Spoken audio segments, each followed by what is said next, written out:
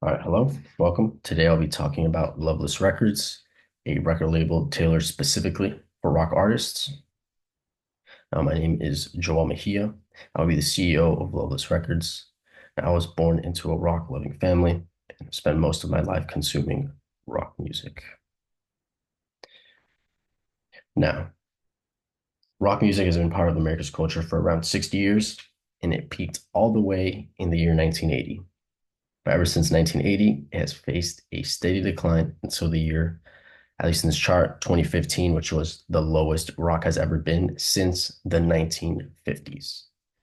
Now, the last rock song to reach number one in the Billboard Top 100 was in 2001.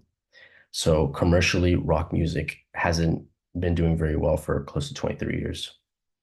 In a recent poll done, rap and hip hop is now the favorite genre of Gen Z. And so it has surpassed rock when it used to be the favorite genre for the past generations.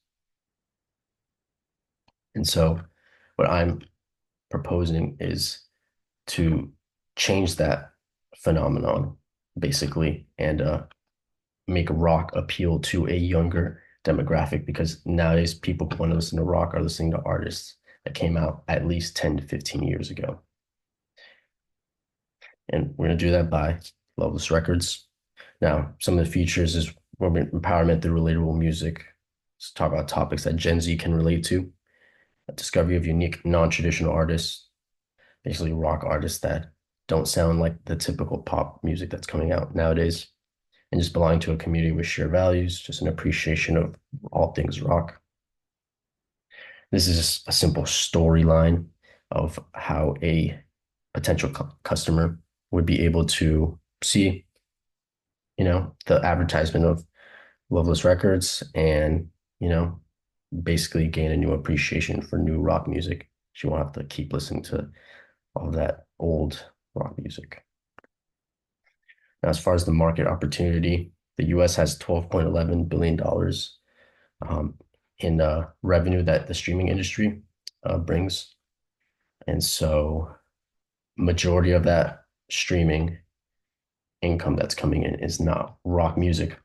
And that's something that I'm hoping to change. Now, as far as competition, if you look at the bottom of this graph, these are the top 12 artists on Spotify.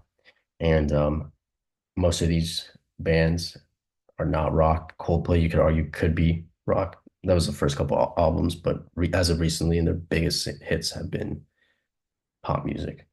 So their top 12 artists hasn't been a rock artist. And if you look even further back in the list, you'll be hard pressed to find any rock artists. And that's what I'm hoping to change. Now, how are we going to market? Well, we're going to be appealing to Gen Z specifically. And, our online presence is going to be just social media. And since Gen Z is a online generation, and then through streaming platforms like Spotify, Apple Music, and all the other streaming platforms. And then for those that sign up for the newsletter, that's one way we're going to be able to reach them. And then offline, you'll be able to experience it through local gigs and record stores. And then this is basically how we're looking to expand, from establishing the brand into engaging with further artists. From year one to year two, just consistent growth.